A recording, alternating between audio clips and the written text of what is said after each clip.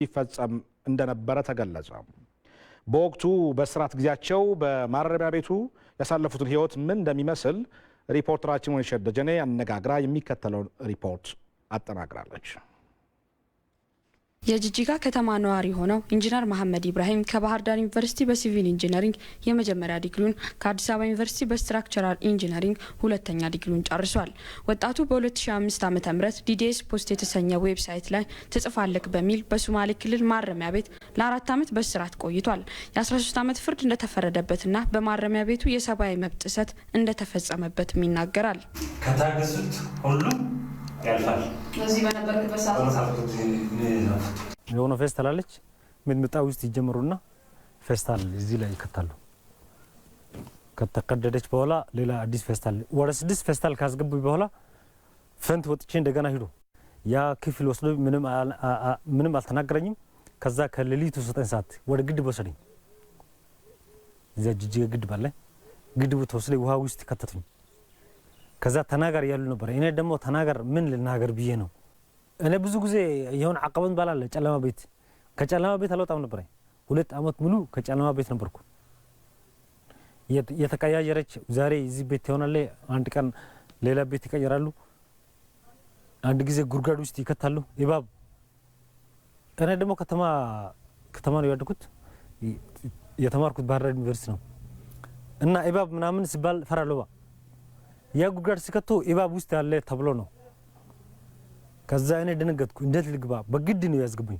ወርወሩኝ። 3 ሜትር ናት ገመድ እንደዚህ ታስሮ ጉርጋድ ውስጥ አስገቡኝ። ልክ እንደ ወጣት መሐመድ ሁሉ አቶ ዑመርና አቶ አህመድ በማረሚያ ቤቱ ለ4 እና ለ3 ዓመታት በማያውቁት ምክንያት በእስር ቤቱ መቆየታቸውን ይናገራሉ።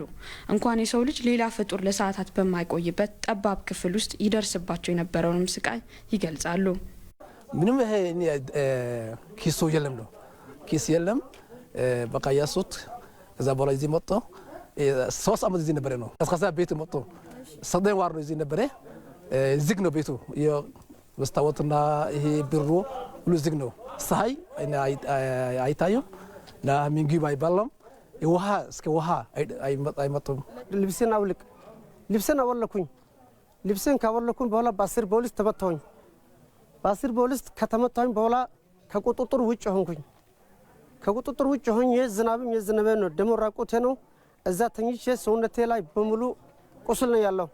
ይሄ ከመቶ በኋላ እኔ ከቁጥጥር ውጭ ሆኜ ወድቄ ነብር እየተጫወተብኝ ያገኙት በዛው ሌሊት። ይህ ሁሉ የሚደርስባቸው በወቅቱ የነበረውን የክልሉን አስተዳደር ተቃውሟቸዋል በሚል ይፈጸምባቸው እንደነበርም ገልጿል።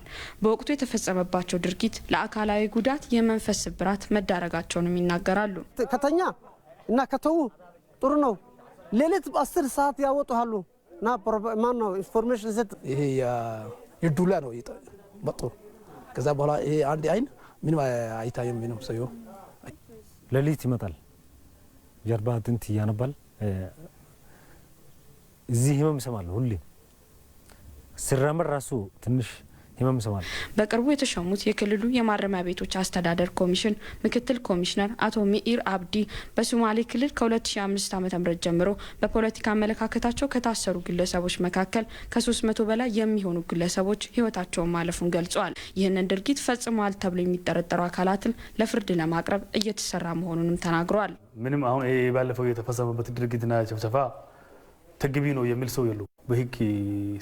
በህግ ጥላ ስር ያሉትን ማለት ከሀገር የኮበለሉት ማለት ማረሚያ ቤቶች ላይ መሰል የሰብአዊ መብት ጥሰት እንዳይፈጸም ክልሉና የፌዴራል መንግስት እየሰራ መሆኑንም ገልጸዋል። ኢንጂነር መሐመድ ዛሬ ላይ የሚወደውን ኢንጂነሪንግ ትምህርት ማስተርስ ለመያዝ እየተማረ ይገኛል። በተፈጸመበት ድርጊት ከአካላዊ ጉዳት በተጨማሪ የመንፈስ ስብራት ቢደርስበትም ኢሰብአዊ ድርጊት የፈጸሙበትን አካላት ይቅርታ እንዳደረገላቸውም ይናገራል። አሁን እኔ ከተማ ሲራመድ ወንጀለኛ ነው ማየው። ሁሌ ወይ ግድብ ሲወስድ የነበረው ወይ ሲደባደበ የነበረው ወይ ሲያዝ የነበረው ሁሉ ያለው ከተማ ላይ ደሞ ይቅርታ ጠቅላይ ሚኒስትሩ ሙስጠፋም ይቅርታ የሚል ነገር እንወሰድ ስላለ በቃ እኔ ጎንበስ ብዬ ነው የምሄደው። በክልሉ የሰብአዊ መብት ጥሰት ይፈጸምበት የነበረው ማረሚያ ቤት ተዘግቶ ሙዚየም እንደሚሆን ከክልሉ የማረሚያ ቤቶች አስተዳደር ኮሚሽን ያገኘነው መረጃ ያመለክታል። ለኢቲቪ ዘገባ ወይንሸት ደጀኔ ነኝ ከጅጅጋ። የውጭ ዜና በናይጄሪያ